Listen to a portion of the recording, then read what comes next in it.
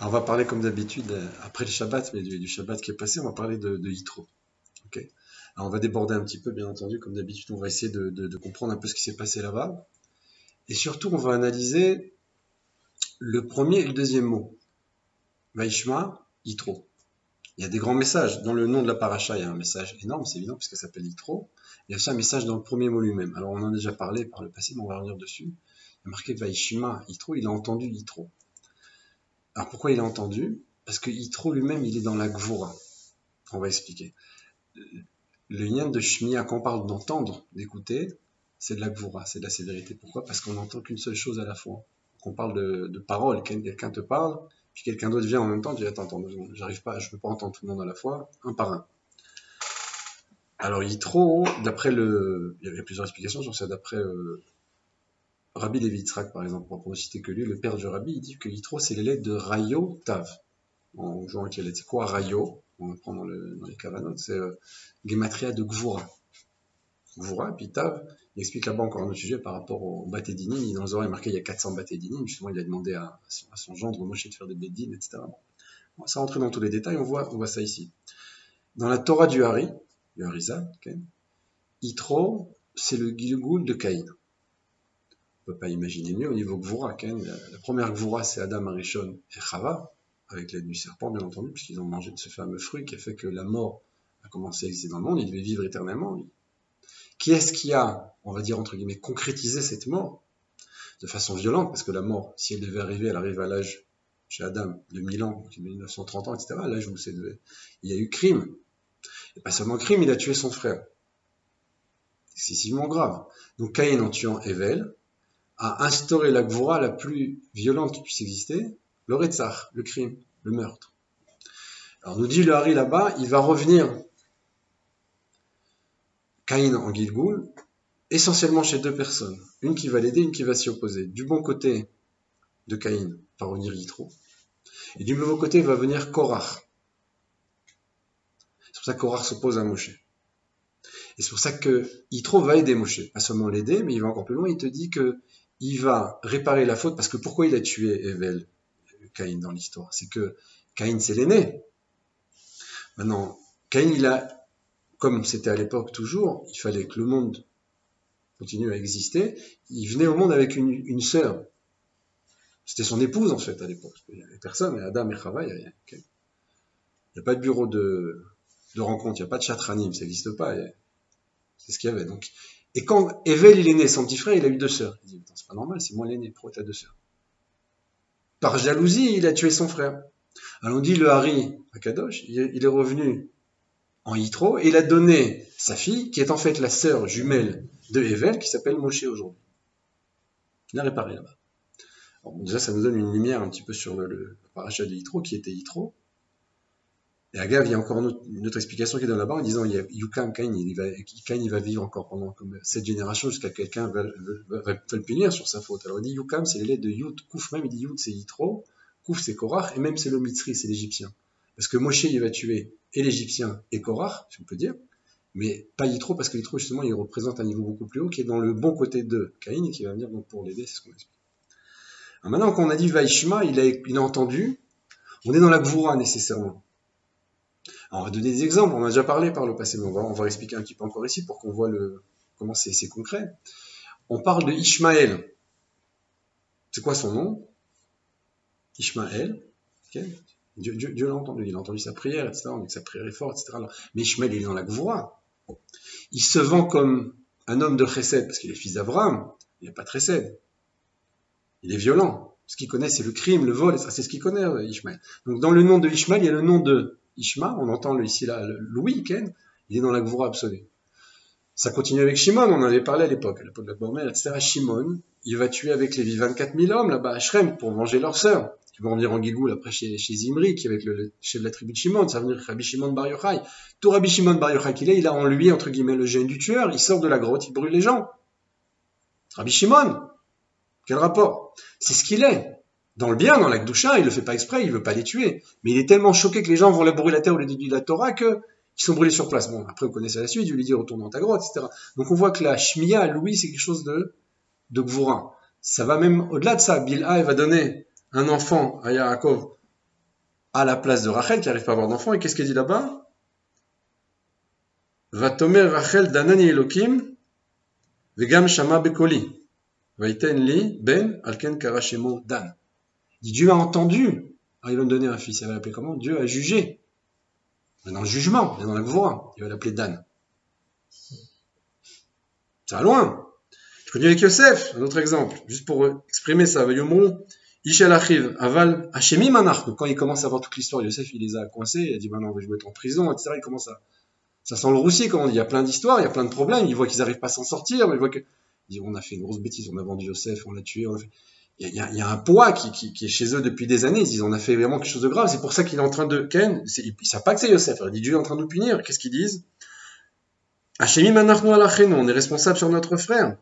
Hasherainu Tsarat Nafsho, on a vu sa souffrance. La vue, c'est le chesed, par opposition. On va expliquer le Louis, mais on va expliquer après. La vue, c'est le chesed, c'est la bonté, c'est le rachamim. On a vu sa souffrance. Beitraneno elenu, quand il s'est mis à nous supplier. Velo shamarnu, on n'a pas écouté. On a vu, mais on n'a pas écouté. On a vu, on aurait pu le sauver. Il nous a supplié. Il y avait un moment de chesed, on aurait pu Ken. On a fait Ken, on a fermé les yeux. Velo shamarnu, on n'a pas entendu. On est dans la gvora cette fois-ci. Là, ils vont laisser pourrir, entre guillemets. Ils vont partir, ils vont laisser, il est comme mort, il va être vendu, etc., etc. Donc on voit encore une fois la chimia qui... Alors, c'est quoi le chesed? Le chesed, c'est la vue. Le chesed, c'est la vue. Et la preuve en est, c'est que quand on regarde un millier de détails. Quand on entend, on entend qu'une chose à la fois, une parole à la fois. Alors maintenant, qu'est-ce qui s'est passé au Har Sinaï? Puisqu'on parle de Yitro, ce qu'on a dit tout à l'heure. Va'am, Rohim, et Takolot. Rachid nous dit, Dieu a dit les 10 paroles en même temps. Quand 2 personnes en même temps te parlent, c'est une cacophonie, tu comprends pas ce qu'il dit, tu peux pas saisir. Dieu a dit les 10 paroles à la fois, comment tu veux entendre ça? Le peuple voit les voix. Il peut pas entendre. C'est impossible. 10 paroles en même temps, c'est impossible. Pour Dieu, c'est pas un problème. 1 milliard de paroles, il peut lire en même temps. Pour Dieu, il n'y a aucune limite. Pour nous, c'est compliqué. Et Rachid le dit là-bas, c'est pas dans l'oreille humaine, n'a pas la capacité d'entendre ces 10 paroles à la fois. Donc, oui, Métacolot, ils voient les voix. Ils deviennent prophètes.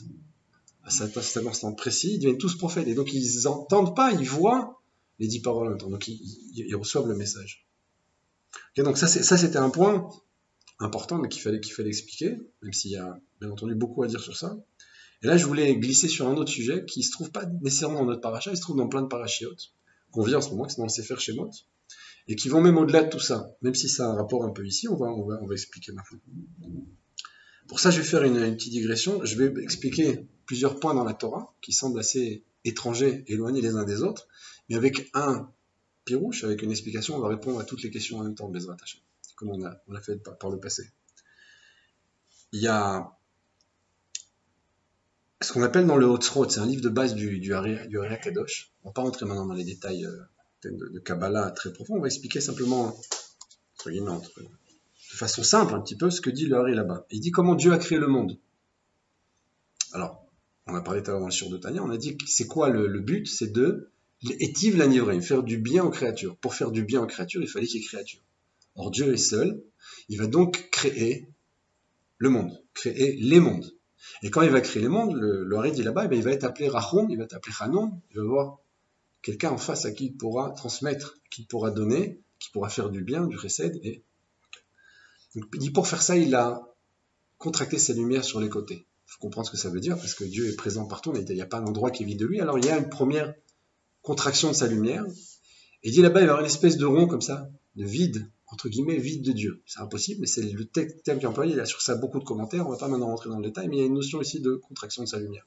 Il dit après, il y a un cave qui va rentrer, il va y avoir un premier cave qui va rentrer, puis qui va s'arrondir, comme une pierre qu'on jette à l'eau, puis il va faire des ronds. Donc il dit Nirtnaz veitagel, Nirtnaz veitagel. Le cave rentre, et s'arrondit, rentre et s'arrondit. Donc il y a ici une notion de cave et de Igoul. On a cave, et on a Igoul et Yosher. On a le rond, et on a le droit, le cave droit. Et alors pourquoi je vous parle de tout ça? Parce qu'on va voir ça dans beaucoup d'endroits. On a un premier point sur lequel on va voir énormément de Mefarshim, on l'a lu il y a quelques semaines. On voit comment Moshe et Aaron vont se présenter à Paro, et Dieu va leur dire quel signe donner à Paro. Alors quand on regarde le texte sur le niveau du Pshat, c'est intéressant, mais il y a quand même beaucoup de questions qui sont soulevées là-bas. La preuve, c'est que si vous regardez les Mefarshim là-bas, c'est sur 2 psukim, vous avez des pages et des pages. Dieu dit à Moshe et Aaron, vous allez partir voir Paro, et quand vous allez arriver là-bas, vous allez faire un signe. C'est quoi le signe? Prenez votre bâton, vous allez jeter à terre, c'est ce qu'ils font d'ailleurs, le Passouk raconte, en jetant les bâtons à terre, le bâton va devenir serpent, d'accord? Et donc, c'est le signe que vous ferez. Maintenant, Paro, il se démonte pas, on est dans le pays de la sorcellerie. Il appelle ses Mechashvim, il s'appelle les sorciers, il dit bon, ils sont gentils, mais... Et alors ils viennent chacun avec leur bâton, ils les jettent à terre, ils deviennent aussi des serpents. Il dit pour nous, c'est un jeu d'enfant, c'est ça ton... Tu veux nous faire une blague, et on sait tous le faire, ça. Le problème, ce qui se passe, c'est qu'une fois que les serpents sont serpents, ils redeviennent bâtons ensuite, y compris celui d'Aaron. Et là, les Mefarshim disent, et tout le monde en parle, ils disent Nes betor Nes, il y a un miracle dans le miracle, parce que le bâton d'Aaron va manger le bâton des sorciers. Si tu m'avais dit que le serpent va manger les autres serpents, c'est déjà pas très agréable pour eux. Mais c'est envisageable sur le plan humain, scientifique. Je comprends qu'un serpent va attraper une autre bête et va... Il n'a pas mangé des serpents, c'est un bâton qui a mangé des bâtons. Alors les Khamim, les Mefarshim là-bas disent Nes betor Nes. Or le serpent, en général quand on le définit, quand on le regarde, son mouvement, c'est la façon qu'il a d'avancer, c'est dans le... Okay, il y a un rond, il y a une espèce de... Okay, il y a un égout là-bas, il se déplace que comme ça. Quand il redevient un bâton, il est droit. Le message que Dieu donne à Moshe et Aaron pour l'Égypte, c'est de dire le Yosher, le Nyan du cave, Ken, ça nous appartient à nous, c'est au bon Dieu, c'est à Kadosh Baruch. Donc même à ce niveau-là, quand le bâton va manger les autres bâtons, c'est miracle. Pourquoi Nes betor Nes? C'est un truc incroyable. C'est pour transmettre ce message-là. C'est pas au niveau du Higoul, on n'est pas dans le rond, on est dans le Yachar. Israël, c'est Yachar El. Ken, c'est Dieu droit. Ken, c'est ça le peuple juif. Maintenant, il y a un autre exemple. On va comprendre pourquoi ça va loin. C'est que quand on regarde, dans quelques semaines, on va lire la paracha qui parle du Egel Hazav, même si on n'a pas lu ça Shabbat, ça se produit au moment de Matan Torah. Et comment c'est arrivé cette histoire de Egel Hazav? Moshe a tardé un petit peu, le Satan s'est mêlé, il a commencé à faire, et ils ont dit rentrer là-bas à la Zohamat Anachash. L'impureté du serpent est revenue. Pour le serpent, quel rapport le serpent? Et alors, la petite histoire, c'est quoi? C'est qu'on raconte que Moshe Rabbeinu, quand il était en Égypte, a dit à Dieu, pourquoi tu tues les enfants comme ça, pour que tu laisses mourir? Alors Dieu lui dit, il n'y a pas de problème, tu veux sauver un enfant? Il dit, il y en a un, là, sauve-le, il prend-le, pas de problème. Ta responsabilité. Tu veux, tu peux. Et il sauve le gosse s'appelle Micha. On va le revoir quelques années plus tard, quand Moshe va sortir le corps de Yosef, parce qu'il est mort depuis 140 ans, il va sortir d'Égypte, il va aller au Nilous, il va aller sur le Nil là-bas. Et il a promis, il a dit, je vais vous sortir de là. Donc il jette un papier, on appelle un kaméa, il y a marqué là-bas, allez short, monte le taureau. Yosef est comparé au taureau, ok. Et il dit, si tu viens, si tu montes, très bien, si tu montes pas, moi j'ai fait ce que j'avais à faire, on s'en va. Et là, le cercueil de Yosef monte et il l'emmène. Mais il y a un jeune qui s'appelle Micha qui va plonger dans l'eau, qui va attraper le papier. Et quand on va arriver au massé du Hegel, là-bas, il va prendre ce papier, il va le jeter dans l'or, il va monter un veau d'or. Mais la question, c'est pourquoi un veau, pourquoi pas un short, pourquoi pas un taureau? Pour une raison très simple. C'est que le Hegel en hébreu, c'est le mot igoul. C'est un rond. Et ici le rond. En opposition à quoi? À ce qui a été donné là-haut. Les louchot. Les louchot, c'est du yachar.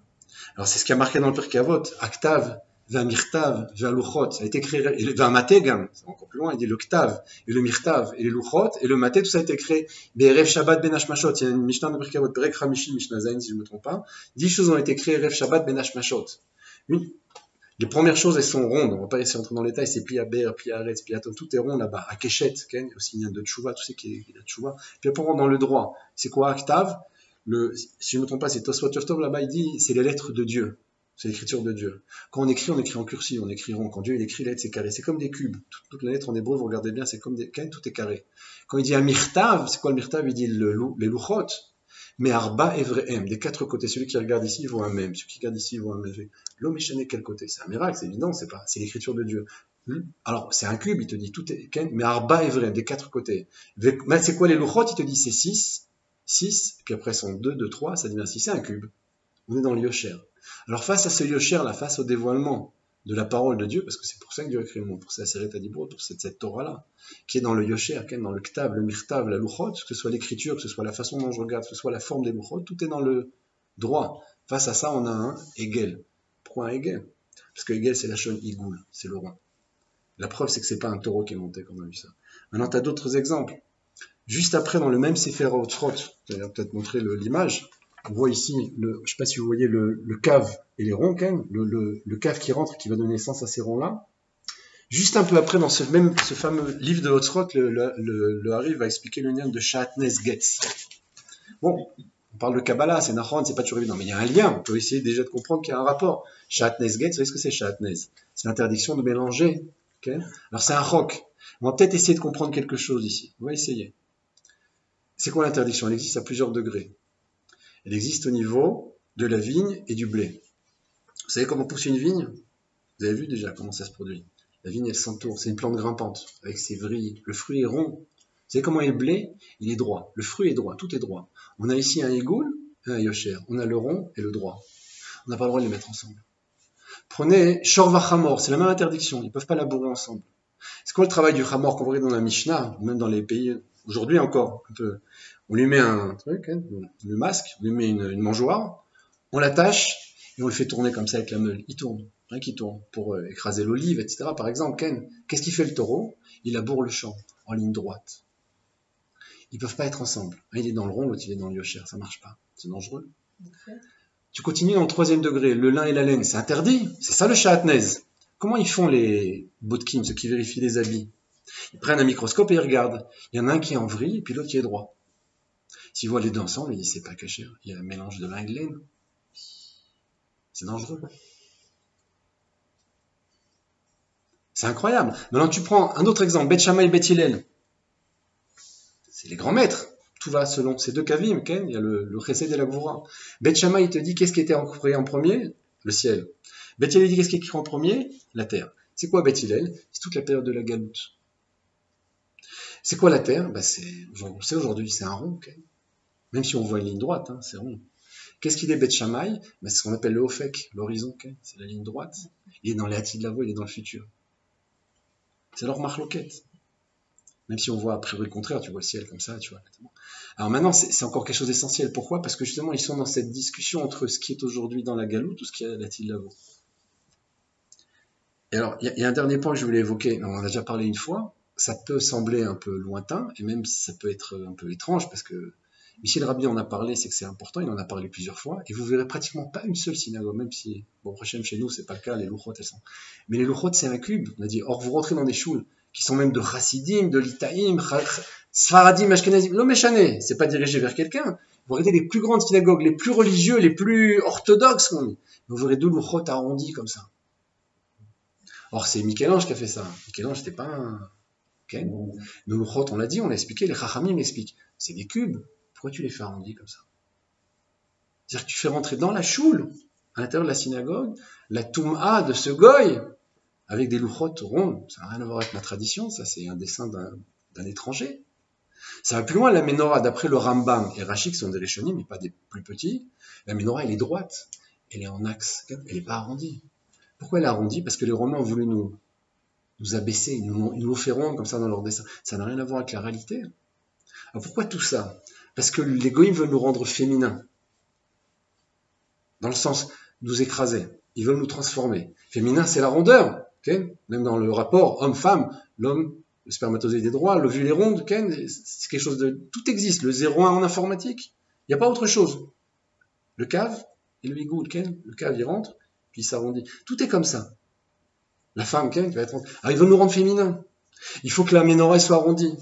Il faut qu'Israël se taise. Il faut que des goïms, des arabes puissent nous taper, puis que le soldat, il ne doit pas répondre. Il faut nous rendre féminins à tout prix. C'est une galoute. Dans la galoute, même si on est en Israël, hein, moi je suis là, j'ai pas de problème. Mon fils, il est à l'armée, j'ai pas de souci avec ça. Je suis pas en train de dire maintenant.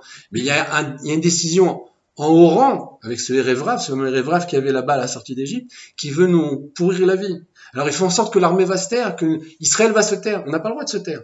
Pas que la menorah soit arrondie, il faut pas que les louchot soient arrondis, il faut pas que l'armée ferme sa bouche, il faut pas qu'on soit féminin. C'est quoi féminin? Féminin, dans le sens profond du terme, c'est malchut. Malchut, c'est David Ameler. Il est féminin dans le sens où il est mort, il n'a pas de vie, parce que la femme elle est prête à mourir pour donner la vie. Comment expliquer la terre, etc. Alors c'est un rapport féminin par rapport à Dieu. Il ne considère pas la vie comme quelque chose d'essentiel. La vie pour lui c'est rien, matériel. L'essentiel c'est spirituel. C'était un grand guerrier, c'était un soldat, c'était un homme d'une gvoura absolue, donc c'était un homme total. Mais sur le plan de son rapport à Dieu, il était féminin par rapport à Dieu, pas par rapport aux autres. Alors il faut qu'on soit féminin dans le sens où on doit être annulé à Kadosh Baruch Hu, et ça va entraîner encore plus chez nous d'être encore plus homme, entre guillemets, pas dans le sens macho du terme, dans le sens d'être fier, d'être un juif, d'être un soldat, pardon, de se battre, d'être dans notre place jusqu'au bout. Donc féminin, oui, par rapport à Dieu, parce que c'est le fiancé, on est la fiancée, mais homme par rapport au goïm.